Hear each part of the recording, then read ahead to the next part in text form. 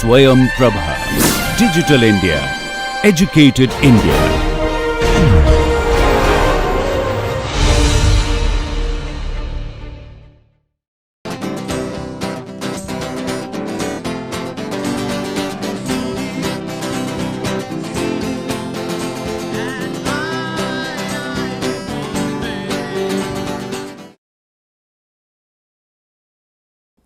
Let us start our today's lecture for this NPTEL video course on geotechnical earthquake engineering. We were going through our module number 8, which is site response analysis. Let us have a quick recap what we have learned in our previous lecture on this module 8 that we have started learning on site response analysis. We have mentioned how the problem of site response is defined, that is, it is the prediction of the response of a soil deposit due to the earthquake excitation, and in that process we have seen we have three major phases or phases. Three major phases are source, path and site. Source of earthquake, through which it travels, that path of earthquake, and the site or the superficial layer close to ground surface when it travels, what will be the behavior. So, that site response or ground response we want to learn in detail. So, for that site response, ideally speaking, these are the three steps of source, path and site. What we have mentioned over here is having the complicacy of, in reality, getting the complete information about the fault rupture, that is the complete information about source, then complete information about crustal velocity and the damping characteristics, which are not properly known. This is regarding the path, and then nature of energy transmission between that source and the site is uncertain. So, after knowing those real problems, what we practice actually for the ground response or site response analysis are like doing seismic hazard analysis, either probabilistic or deterministic, it can be, and also using the bedrock motions. Then seismic hazard analysis has to rely on the empirical relationship, attenuation relationship, and ground response problem becomes one of determining response of soil deposit to the motion of the underlying bedrock. And these ground response analysis, where these are used, these are actually extensively used to predict the ground motion at the ground surface, time history, response spectra, scalar parameters, evaluate the dynamic stress strain, liquefaction hazard, foundation loading due to the earthquake, then evaluate the ground failure potential, instability of earth structure, response of various geotechnical structures like retaining wall, earth dam, pile, various foundations. On all these things, when we want to study their seismic behavior, we should first go through the ground response analysis. That is the very basic a fundamental step. So, some of the definitions also we have learned in our previous lecture, like what is called as rock outcropping motion, when a rock surface exposed to the ground level or ground surface, that place of ground motion where it is known as rock outcropping motion. Then we have seen what is known as bedrock motion, when the bedrock is below the thick soil deposit or a soil layer. In that case, at the top of the rock surface before the soil layer starts, where the earthquake motion or seismic motion, if it is known, we call it as bedrock motion. Then another terminology we have seen, free surface motion, which is nothing but the ground motion which is known at the free ground surface of the soil layer, that is known as free surface motion. Then we have discussed in the previous lecture that common situation can arise like this. First situation can be, say, free surface motion is unknown, whereas rock outcrop motion is known. We need to find out this value. How to do that? We will see. In the second common situation, we have learned, let us say at free surface motion it is known, we do not know at rock outcrop motion, or we do not know the free surface motion at another soil site which is having the same common rock. Okay. So, how to obtain those things? We have seen there are two basic approach to carry out the ground response analysis. One is known as linear ground response analysis, another is called non-linear ground response analysis, depending on what type of behavior of the soil material we are considering for an earthquake load. When we are considering the shear stress versus shear strain relationship of the material linear, we call it a linear ground response analysis. When we are considering it as non-linear, we call it as non-linear ground response analysis. Within non-linear also we said there are two cases, one is equivalent linear, another is absolutely non-linear. So, we have seen, we have discussed in this, we can look at this. So, relationship of linear ground response analysis using Gmax, G10 for non-linear ground response analysis, and in between them is equivalent linear ground response analysis using G secant modulus. And this is how the shear modulus, maximum one is obviously the maximum, greater than the secant shear modulus, greater than the tangent shear modulus, which we have also discussed in our dynamic properties module. Then in the previous lecture, we also learned what is the step for doing the linear ground response analysis. First step is, if we consider any known motion which we call as a input motion, let us say bedrock motion is a known input motion, we can represent it by Fourier series, and using first Fourier series transform, then we can use a multiplier which is known as transfer function. Transfer function is nothing but a multiplier to the input motion to get an output. That output can be, let us say, at ground surface when your bedrock motion is known, again using the inverse of that first Fourier transform. So, the transfer function, it determines how the each frequency in the bedrock motion is getting amplified or it is getting de-amplified. So, that transfer function or multiplier decides whether the input motion increases, that means amplification, or decreases, that is de-amplification, and the output value is coming out. How to obtain the transfer function? It is mathematical evaluation also we started learning for the simplest condition of uniform soil layer, when there is no layering of soil, homogeneous soil of thickness h. Undamped condition, no damping of soil property is considered, it is though unrealistic, but for the first derivation we have considered it. Then we have seen for one dimensional wave propagation, what is the basic governing equation of motion for one dimension, which we have discussed in the module on wave motion. In wave motion module we have considered this is the basic equation, and if we have a harmonic base motion, the solution or response of the displacement function can be expressed in this form.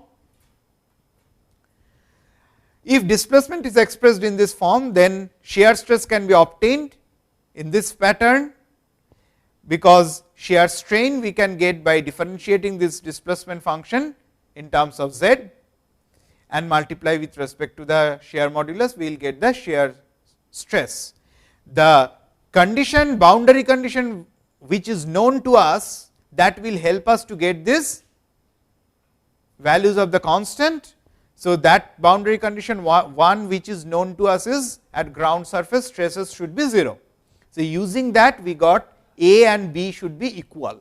If A and B are equal, we have seen the equation boils down to this form. If it is so, we can write it in this fashion, and the transfer function is defined as the ratio of the displacement at ground surface to that at the bedrock level. So, that is how transfer function is represented here as the ratio of modulus of the displacement at ground surface by modulus of the displacement at bedrock level below a thickness of soil layer of h, which on simplification we have seen it came out to be 1 by cosine of kh, right. So, with that we have seen uniform undamped soil on rigid rock, they will follow this type of pattern. That is, if we follow the transfer function versus the kh plot, it will follow this pattern putting different values of kh. And as this kh goes to 0, you can see kh, this value goes to 0, the denominator goes to 0 and transfer function goes to infinity. It should be kh goes to pi by 2, then the transfer function goes to infinity. Please correct it, kh goes to pi by 2, at that case transfer function goes to infinity. At kh equals to 0, transfer function is 1. At kh equals to 0, transfer function is 1. As we can see in this equation, kh 0 means cos 0 means 1. So, transfer function is 1, but kh is pi by 2 means transfer function goes to infinity. So, natural frequencies we can write in this form, omega n is n numbers of natural frequency we can get here, Vs times pi by 2 plus n pi, n is the integer starting from 0, 1, 2, 3 like that by h. So, fundamental period, what is fundamental period? It is nothing but that period which corresponds to fundamental frequency, fundamental natural frequency. And what is fundamental natural frequency? It is the least among the all natural frequency, and that is omega 0. That is, if we put n value equals to 0, we get that fundamental natural frequency omega 0 as pi Vs by 2h. Okay?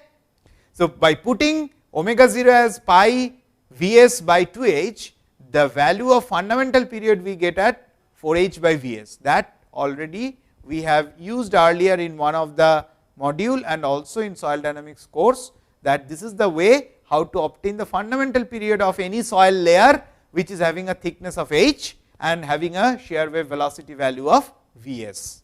So, with that we completed in our previous lecture. Now, let us start our today's lecture. Now, let us come to a more realistic case of damped soil. That is, instead of considering undamped soil profile, let us now take damped soil layer, but still we are considering uniform or homogeneous soil layer of thickness h, but damped. So, how to obtain the transfer function for that type of soil? Let us see. So, how to handle that damping? In that case, we will have a complex shear modulus. How it is defined? The complex shear modulus G star. It is nothing but rho times Vs star square, because we know shear modulus and shear wave velocity, they are correlated by this G equals to rho Vs square. Remember, this value of G we will get is G max, because we are talking about linear ground response analysis. Okay. So, that can be expressed as, what is Vs? Vs we can express as omega by k, where k is a wave number. Now, in this case it is k star, which is a complex wave number. So, k star, by rearranging this equation we will get as rho omega square by G star under root of that, fine. So, that is complex wave number. So, Vs star is nothing but root of G star by rho, which we can express as Vs times 1 plus I eta. This eta is nothing but the damping ratio, fine. So, that is how we mentioned, let us use it in the form of a complex number. So, k star, which is defined as omega by Vs star, can be written as k times 1 minus I omega, 1 minus I eta. Okay.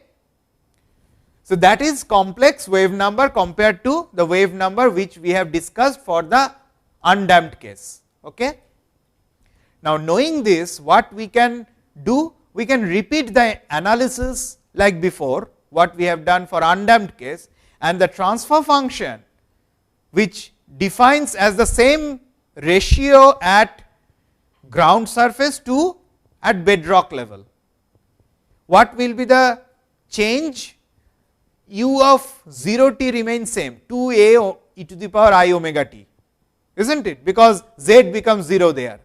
But at depth h, that is at bedrock level, it becomes k star h instead of k h, which on simplification we will get 1 by cos of k star h instead of k h what we got for undamped case. So, the only change is k become k star from undamped to damped case. Fine.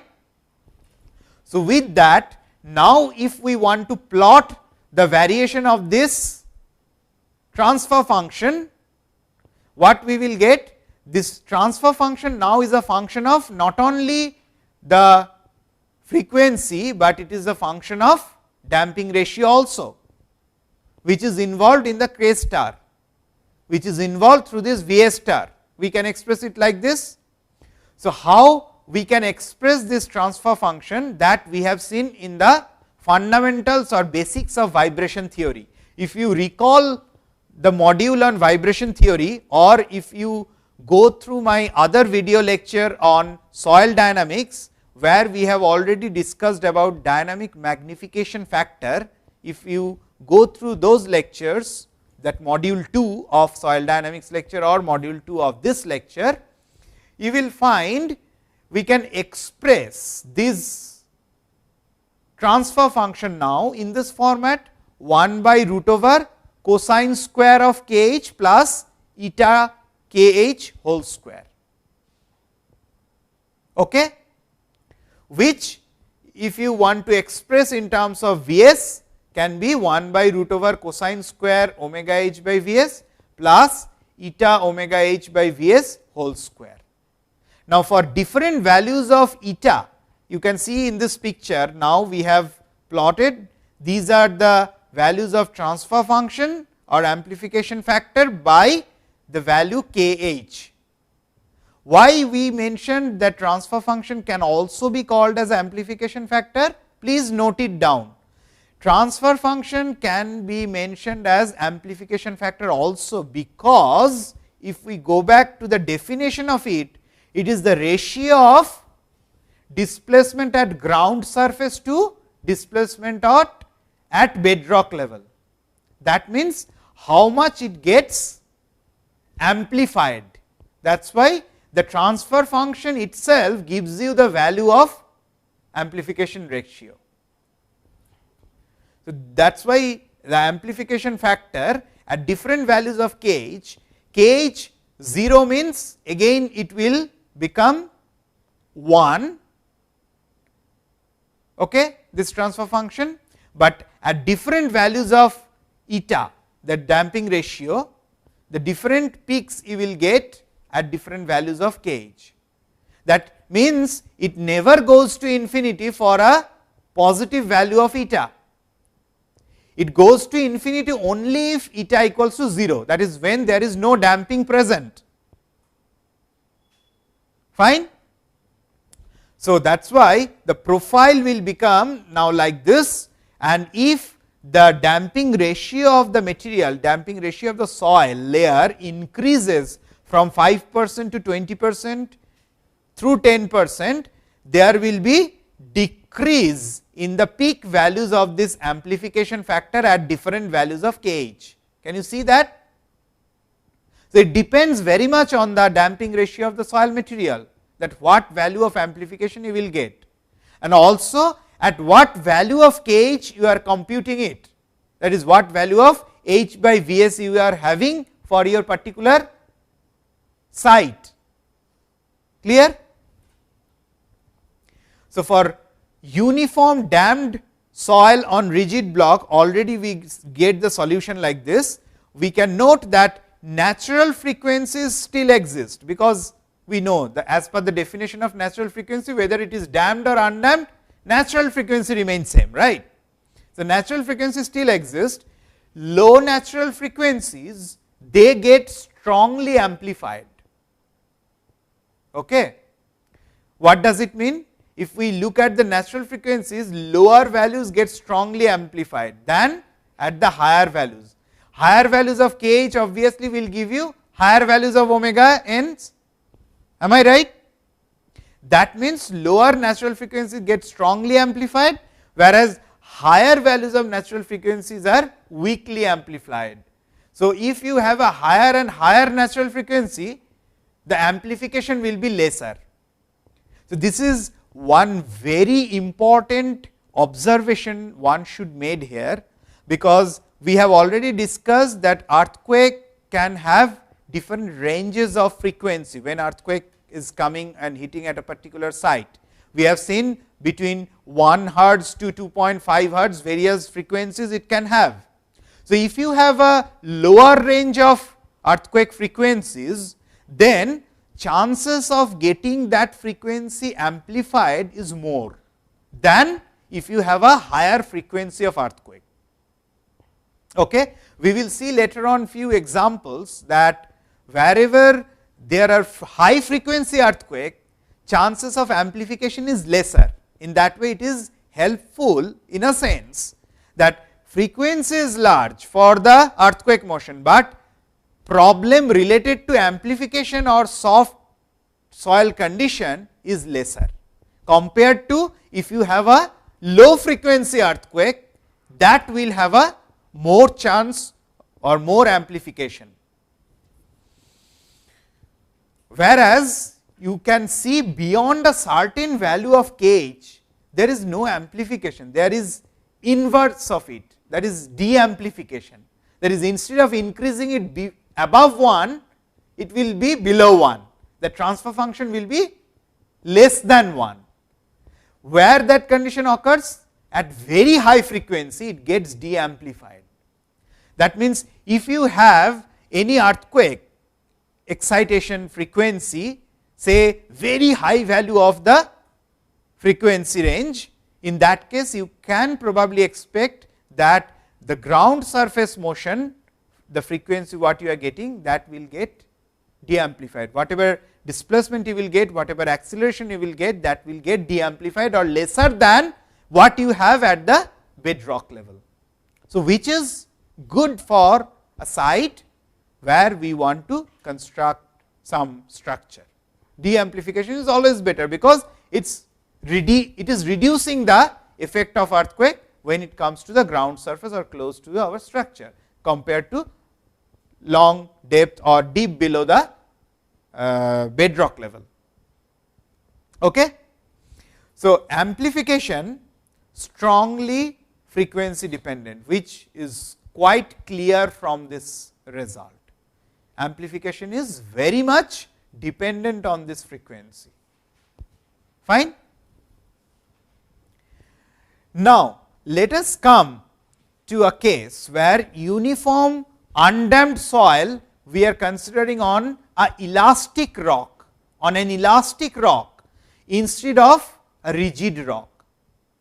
That is, now the soil condition and rock condition is something like this. The soil condition is homogeneous soil, uniform soil, undamped, the basic case first we are analyzing, with a soil density rho s and soil shear modulus Gs, one dimensional wave propagation again we are considering, and this is the limit of or axis system of Us and Zs, whereas for the rock, elastic rock, the rock density is rho r, rock shear modulus is Gr, and this is the one dimensional wave propagation in the rock, and the axis system or the coordinate system for the rock profile UR and ZR as shown in this picture. So, what will be the solution for soil layer and rock layer for any wave propagation and their displacement function? The displacement function for soil profile will be something like this. Us equal is a function of Zs and T, will be Cs e to the power I omega t minus k star t plus ds e to the power I omega t plus k star t. Whereas for rock, it will be in terms of Zr and T. So, corresponding coefficients can be, let us say, CR and DR, which we need to find out from the boundary conditions. Now, in this case, what boundary condition we need to use? Let us see. US at the value of ZS equals to H, that is the soil layer displacement at depth H, should be equal to the displacement at depth of 0 as far as rock layer is concerned, because displacement compatibility has to be maintained. Clear? So, that means US at this level and UR at this level should be equal. That is what is mentioned over here. Another boundary condition, we can write it like this: stresses, the shear stress at this level from soil and shear stress from this rock layer at this point should also be equal for stress compatibility. So, this is the condition. With that, uniform undamped soil on elastic rock maintaining the equilibrium and compatibility of displacement at the boundary, the amplitude of the transfer function now can be written as this way: f of omega. Now, eta equals to 0 because we are considering undamped case. Okay. If it is damped, then it will become non-zero, as we have already discussed. It can be expressed in this form: 1 by root over cosine square ksh plus alpha z square sine square ksh, where this alpha z is nothing but specific impedance ratio. Already we have learned this parameter in the previous one of the previous module, which is nothing but ratio of specific impedance of upper layer to the lower layer, where from the wave is coming. So, the specific impedance ratio alpha z will be rho s by times V s, that is shear wave velocity in soil star, divided by rho r, that is density of rock, by V s r, that is shear wave velocity in rock media star. So, if we plot how the transfer function will look like for different values of kh, again for kh equals to 0, it should be 1, as we can see from this equation, whatever be the value of this ratio alpha z, but for other values of impedance ratio, it will have some finite value, even though the kh value reaches, let us say, pi by 2, it will not go to infinity, it will go to infinity only if the impedance ratio is 0. Otherwise, if this term is non-zero, still you will get some value. So, obviously, you will get a finite value. That is why, depending on impedance ratio between the two layers, that is soil layer and rock layer, if impedance ratio increases, your amplification decreases. Can you see that? It is impedance ratio 0 means infinity. If it is 0.1, peak is here. If it is 0.5, peak is here. So, what will be the impedance ratio for a soil to rock? Obviously, it will be less than 1 always, because rock will have much higher value of specific impedance than soil. So, it is always less than 1, but you can see as the value reduces from 0 to 0.1 to 0.5, there is a significant decrease in the transfer function or the amplification ratio, which is another important finding when we want to talk about the behavior of different soil layers over a rock layer. Okay.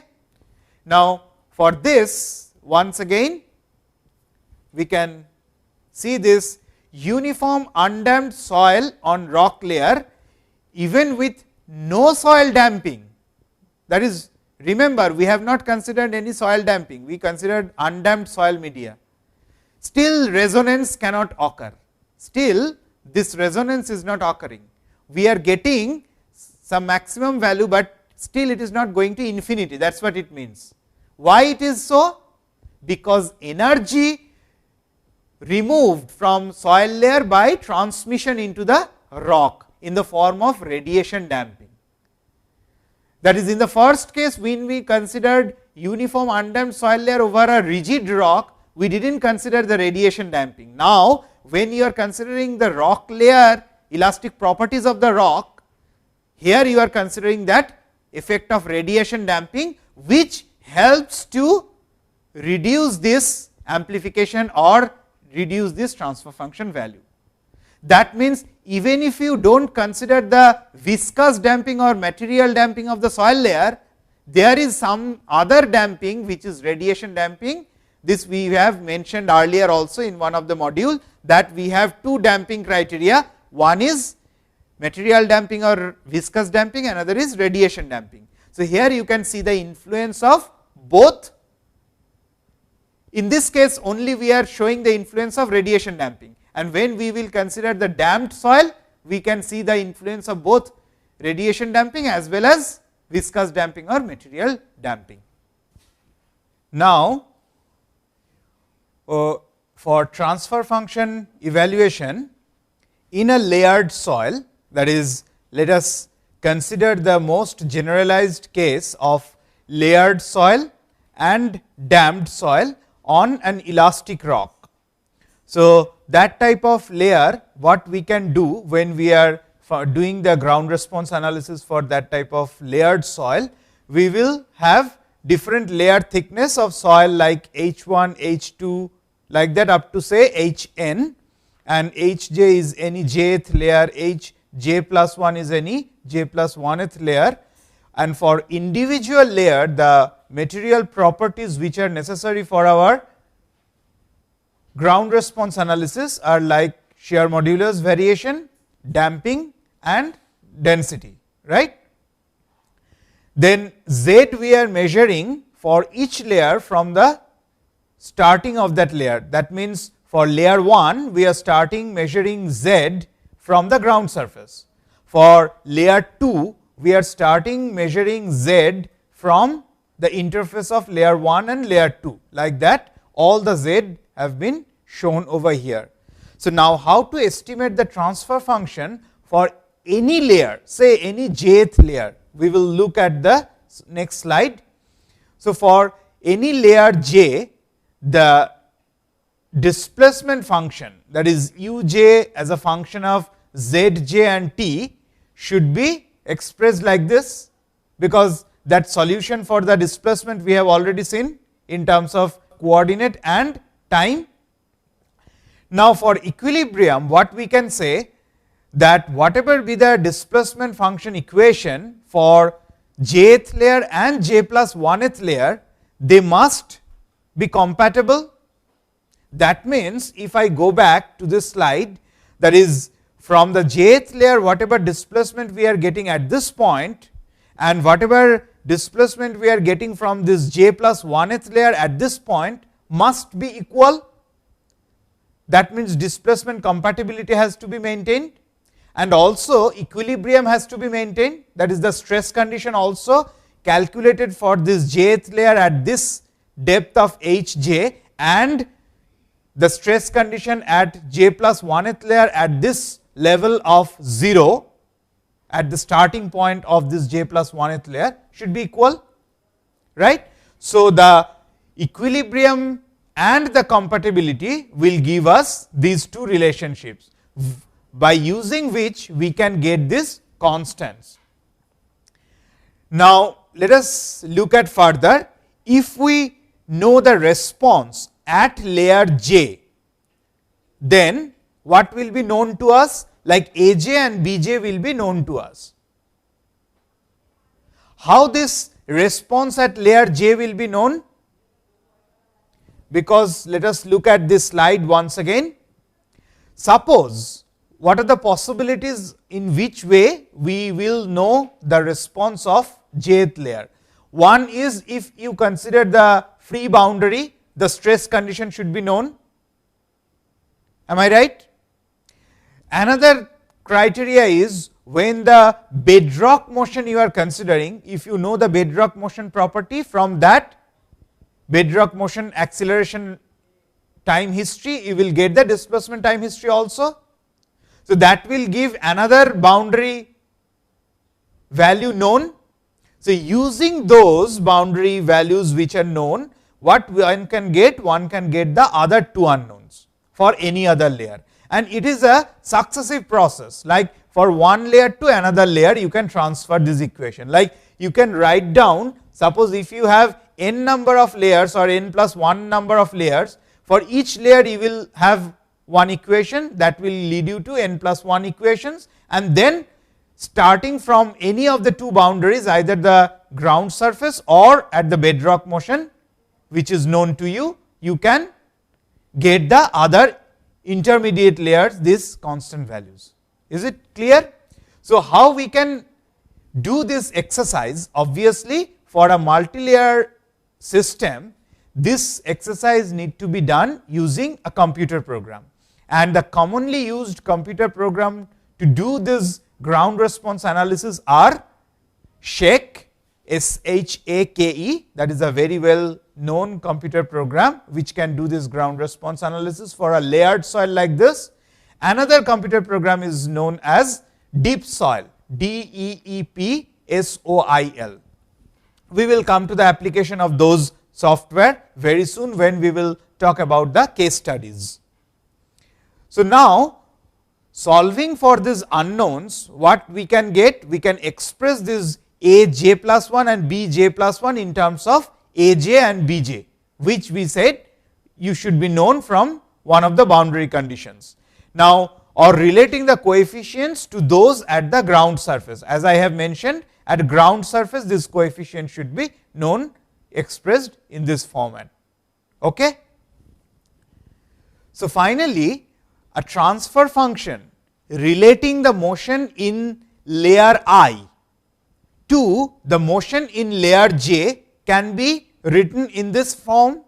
Like earlier transfer function we were expressing f of omega, right, and we said for damped layer it will be f of omega and eta, that is a function of natural frequency and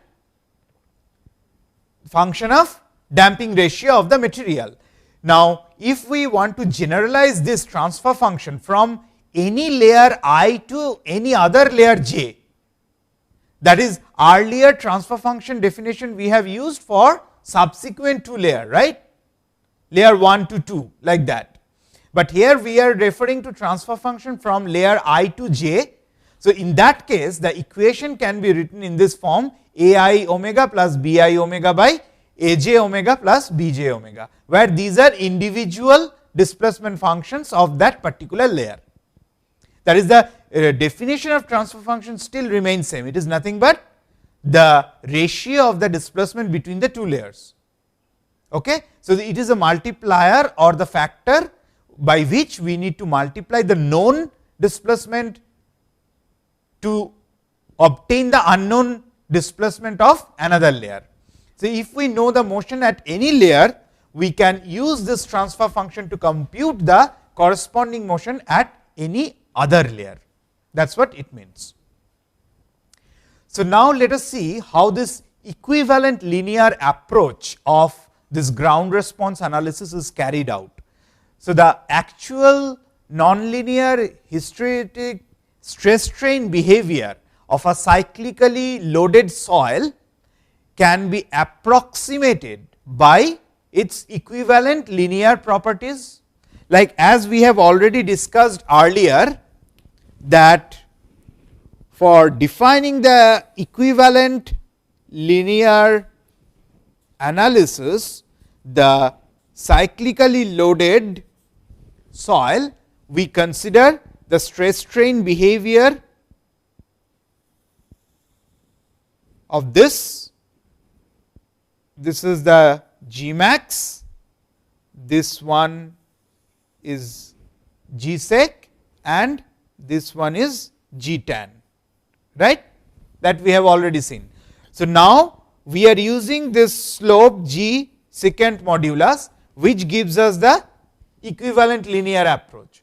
So, what it means that for a G value which is changing with respect to your chosen value of cyclic strain, as you can see, if this point is here, G sec is this much.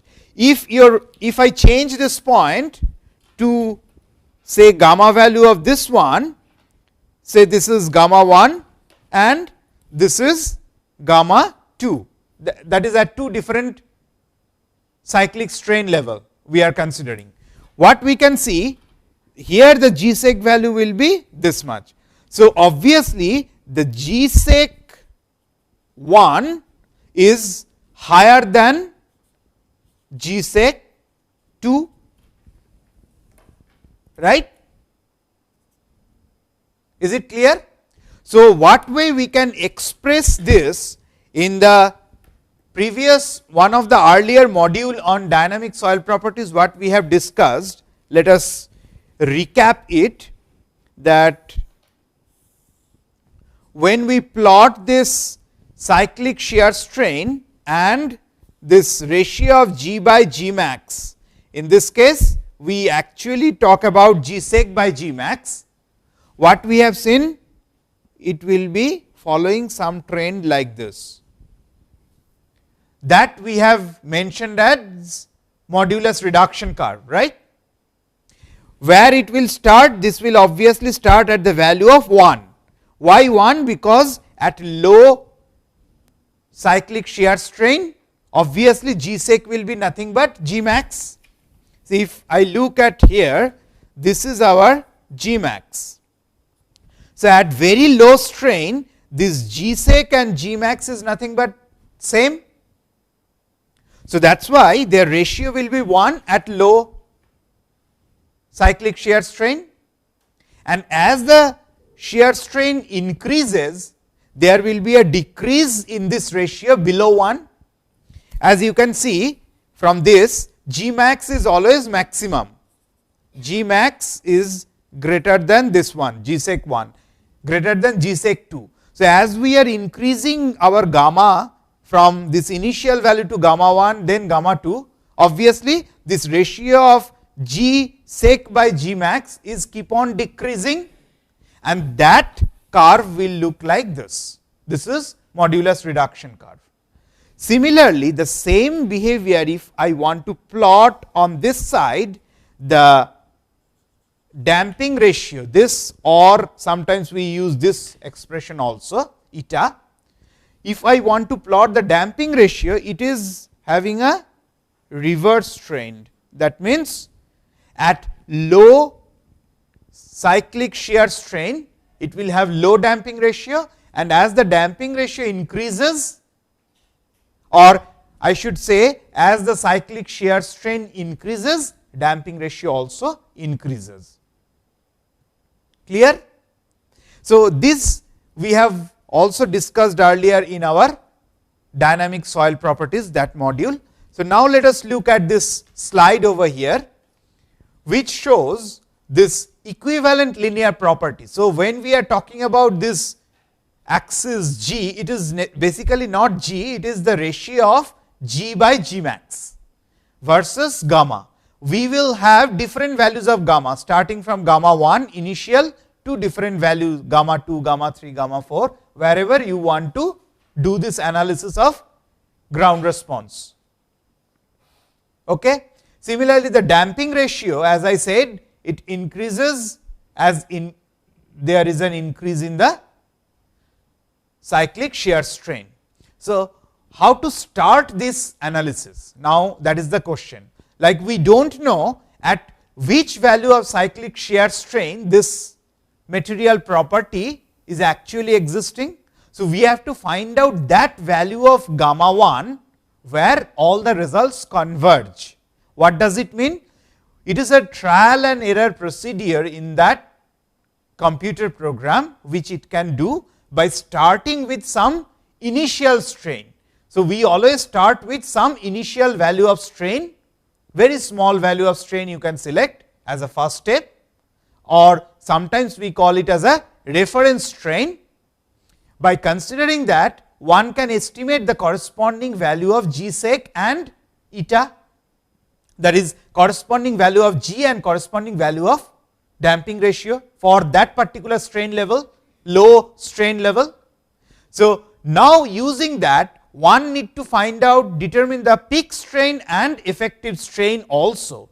Peak strain means what is the maximum value of cyclic strain the material or the soil can reach under a particular earthquake motion.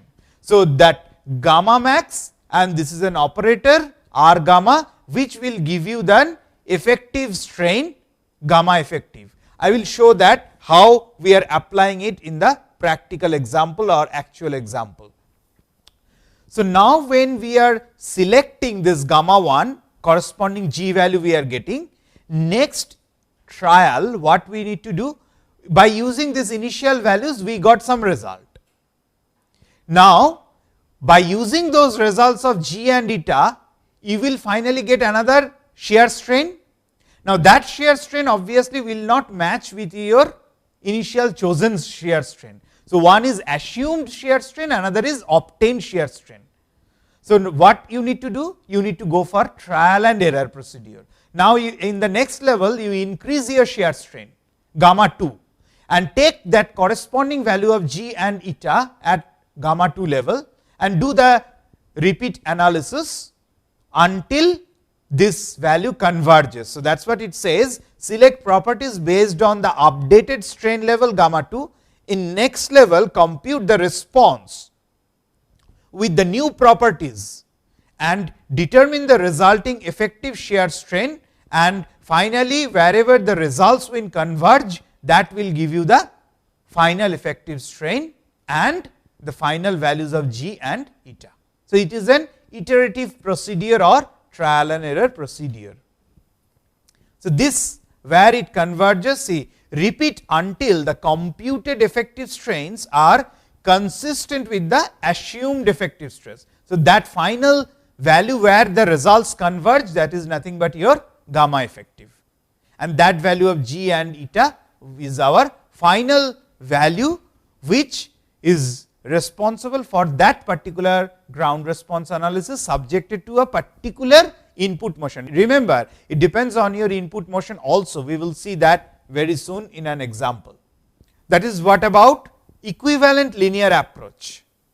Now, let us come to non-linear approach. In non-linear approach, what is the difference? In this case, you are no longer going to use that G secant. You remember, now you need to use the G tangent modulus. So, to do that, first thing we should start with solve the wave equation incrementally. That is, in the relationship of this, what we have already learned here, tau versus gamma relationship, we have to study now incrementally. These small segments we have to study. Okay? So, that incrementally you have to solve the wave equation as shown over here, like d tau by dz is equals to rho times del 2u by del t square, okay, equals to rho times del u del t based on the displacement function. Approximate partial derivatives you can express in this form, that is incremental form. That is, we are going to now start doing this differential process of wave equation in numerical way by representing them in different numbers of segments, that is I plus 1th segment and ith segment over a small interval of delta z and delta t. So, then you can get the velocity function also expressed like this, fine. Now, what are the steps? Let us see. Solve the wave equation incrementally. To do that, we have to start with the initial stiffness G max, because remember, this G max is nothing but it is also a tangent modulus. It is called initial tangent modulus, as we already learnt in our dynamic soil properties.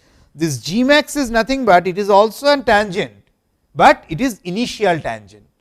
Okay? So, that is why our analysis will start from this initial point.